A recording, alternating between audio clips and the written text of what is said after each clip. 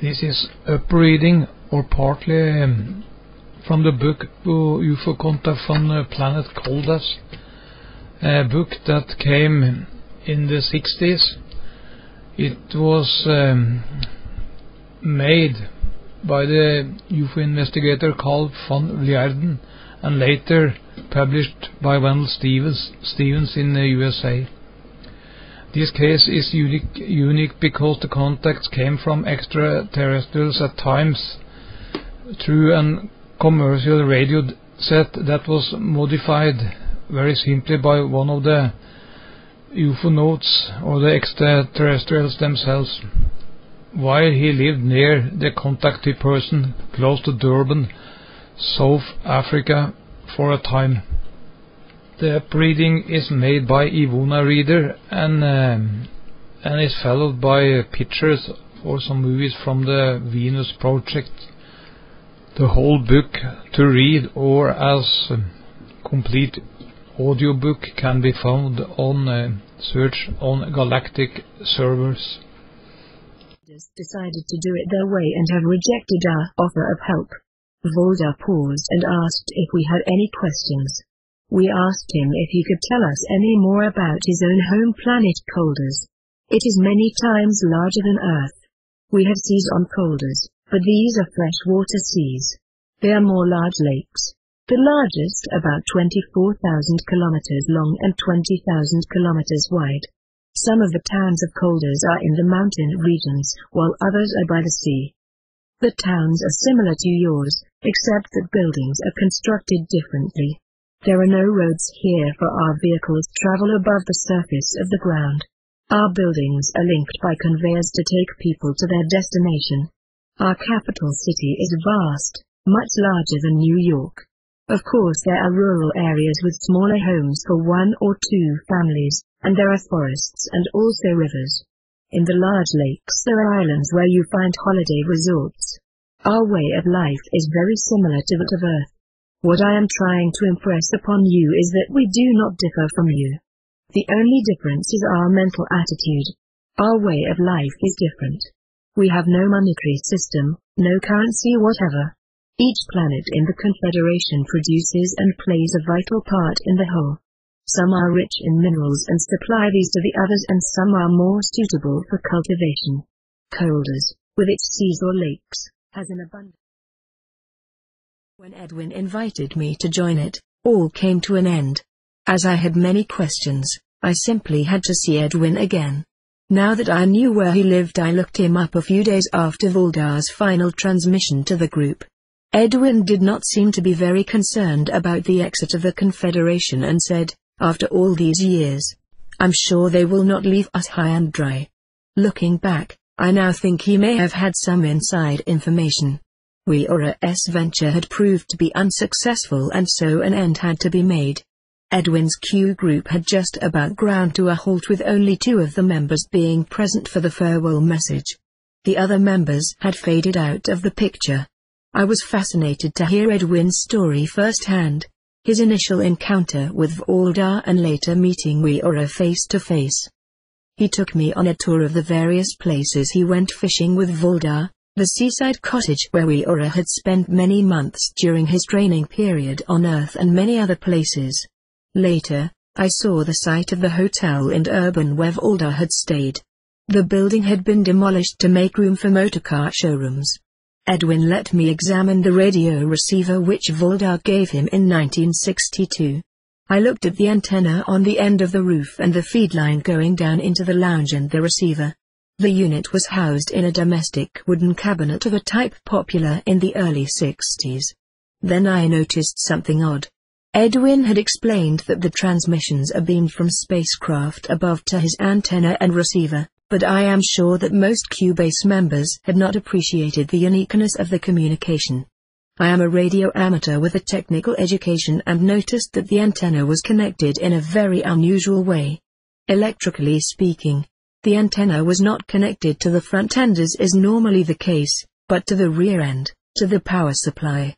Now I understand at least why no one else could intercept these radio transmissions. To my mind, Edwin did have what he had been saying all along. communications with men from outer space. I asked Edwin about the strange ping sounds which occurred at intervals during all transmissions from the Confederation. I had wondered about these for years. He explained that they used a strata recorder in place of a tape recorder which recorded on crystals instead of tape. The ping sound occurred as one crystal changed to the next crystal. I was delighted with everything I learned from Edwin, and I asked him to let me know as soon as he heard any further news, which he suggested might be soon. I was a bit surprised to get a telephone call from him only a fortnight later. He said he had received a message on his radio that something was in the wind. He then asked me to come to his home 2 days later and to be sure to arrive before 7 o'clock. I wondered what the New One committee was up to when I drove my car to Edwin's home on the appointed evening. It was on the stroke of 7 and Edwin was waiting for me to arrive. As I entered the lounge, Edwin's radio set was already on. A low purr came. I am now going to walk to the other side of this control center and there I shall point to another instrument. Describe the instrument to me, said Voldar. The instrument is a dome shaped with colored lights in it, replied Edwin, after a short pause. You have done very well, Edwin. I can see that in time you will receive my mental impressions without any difficulties whatsoever. I was amazed how this conversation between Voldar and Edwin developed. Voldar spoke slowly over the radio and Edwin came back with his replies without any pause. I wondered how Voldar managed to hear Edwin's replies. Perhaps he used Edwin's ears just as he probably used his eyes to see that we were both standing earlier. Having satisfactorily concluded his experiment with Edwin, Voldar continued, saying, "And now Cal, I hope you understand the procedure for these thought transmissions. Believe me, my friend, there is much for us to do. Look after Edwin as best you can because this is a delicate experiment. Do not allow others to overtax him with too many questions while he is in thought contact. There will still be direct transmissions via the radio receiver to give you further instructions. And now, my friends on planet Earth, we wish you well with this new venture. For this may be the beginning of a new phase on Earth. For you, Kyle and Edwin, and for all those who are not bound by prejudice, may you understand what the Confederation is trying to do. Try and lift yourself in thought to the highest level so that we can contact you and you in turn, us. We will deliver our messages directly to anyone who is in tune with us. Farewell my friends. This is Voldar of the Corinthian Division now ending this direct radio transmission." His next words were obviously directed to Edwin, who was still sitting with closed eyes in his armchair. Arca Kissy Arco Jacolando, Edwin. Farewell, my friends, until we meet again in thought communication. The radio broadcast came to an end and Edwin opened his eyes, stretched and looked around. When asked how he felt, he replied that he was fine although his head felt a bit strange. Subsequently, Edwin proved to be a good transmitter and receiver of sound and visual images. These thought transmissions have, as far as I can tell, not had any adverse effects on him. On the contrary, he found they increased his general comprehension and soon he was completely accustomed to them. A few days later I responded to Voldar's invitation to participate in the new experiment and I made a short tape which I gave to Edwin. He promised to play back my tape when he was in radio contact with Voldar again. Playing my tape would transmit my personal message to Voldar. Neither Edwin nor I would understand the modus operandi of the tape transmission from a tape recorder to the astral craft, but the method worked well. For the previous 12 years radio was the method of communication, but now we had a new instrument, Edwin. We were both nervous about the new mode of communication, but I was excited by its novelty. For a number of years, I have operated as a radio amateur and I soon began to look upon this thought transmission as I did my radio. I understand very little of the neuropsychic process taking place in the active brains of the two participating transmitters. The bioelectrical currents flowing through normal brains are too small to send electromagnetic radiations far into the surrounding environment. Nevertheless, all I had to do was to tune my receiver, Edwin, to the Confederation frequency and communication was possible. I realized the importance of this fine-tuning much later. 6 weeks after the evening of the first new experiment, Edwin was told by radio of the next thought transmission. That night I carefully carried out all Voldar instructed. Edwin was seated in his favorite armchair listening to some soft background music. As the 8 o'clock hour approached, I placed the earphones on Edwin's head and connected them to a tape recorder which played the Confederation sounds.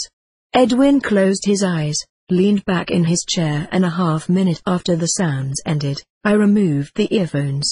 Elizabeth and I waited expectantly, then very gently, Edwin began to speak in his normal voice but slower than usual. Greetings. This is Voldar who contacts you. This is the very first time that I speak through my friend Edwin.